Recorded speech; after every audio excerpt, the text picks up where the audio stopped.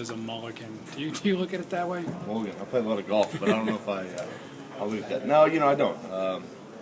Things just happen. And unfortunately for Brian and the way this thing shook out, I mean, you never know how it's going to work. Like I said the last couple of weeks when you guys asked, I prepared like I was going to play. I prepared like the starter, just in case something did happen. And that's the role of being a quarterback. Whatever position, first, second, third, you just never know you're going to get your number called.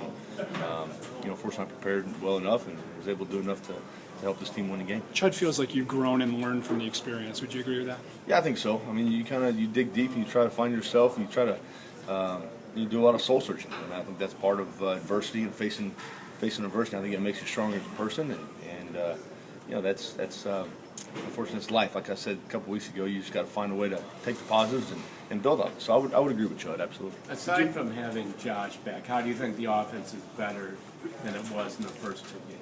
Well, I think we're just, again, we're getting that continuity. We're growing. We're getting a feel for each other, obviously, within the system. I think, this is obviously a great system. And, Norv said back in training camp, we're going to be better in November than we are in September. And that's because of the confidence we have in each other. You get better as the season goes on because we're still learning a new system and stuff like that. So, I think it's just guys are playing better. And you expect that as the year goes on. How much of it all did it bother you to be greeted with boos? Obviously I heard them, but I personally think we have the best fans in the National Football League. I mean, this is some of the best people, smart football fans in the league, and I get it. They get it.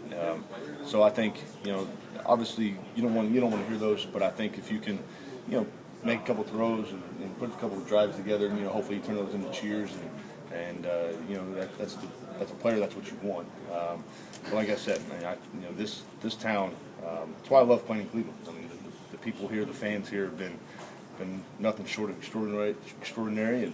And again, that's why this place Tough is to prove yourself that quickly, being rusty. I'm sorry.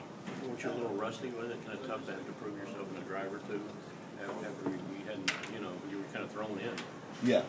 I was. I mean, I didn't take any reps for 2 weeks and didn't throw until Tuesday. So, but again, I think anybody in here or myself didn't make any excuses.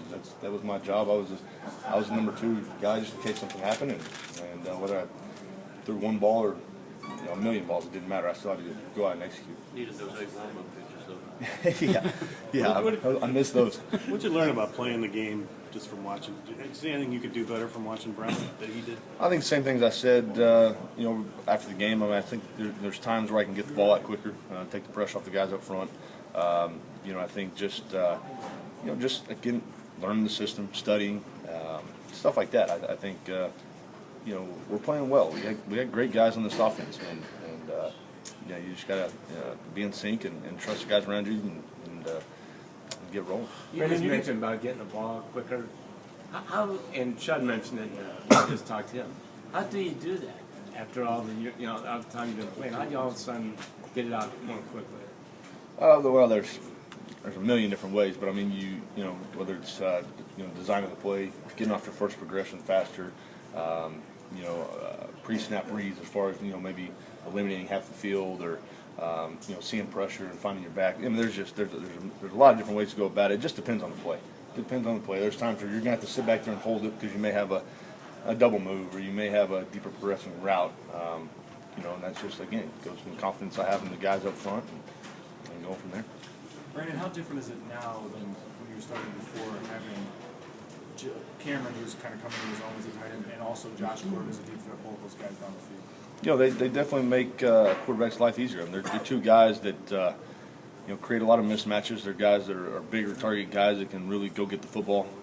So as a quarterback, you have 2 guys like that, one, especially a tight end, matching up on linebackers, and then Josh puts a lot of stress on corners and safeties. So having 2 guys like that, along with the rest of the guys we have, I think we have some weapons, and I think that's fun playing quarterback when you get guys around you like that. Brandon, when the season started, obviously the team was 0-0, and this was going to be a big year for you. Now it's 3-2, and they're in first place. Do you feel a difference in the pace of things right now? Yeah, there's a lot of excitement. I think our main focus is keep what we're doing and keep it rolling. Our focus is on Detroit, and then whoever we play after that, just keep taking it week to week. I think that's what we've done the last really 5 weeks. We really stayed within the week, and that goes back to Chud. Chud does an unbelievable job of keeping us, really dialed in each and every week and focused on what's in front of us, and guys listen and kind of stay the course. So you haven't had any Matt Schwab incident that happened? I don't know what do you do? What happened? Apparently some fan went to his house and berated him. No, not yet. I'm hoping no one knows where I live. Brandon, when you talk about playing Detroit, and Dominican Sue and Ziggy Ansah and all those guys. Yeah, they're a great front four, and they're deep, and they got a lot of depth at that position, and they try to get after the passer. I mean, that's what they want to do.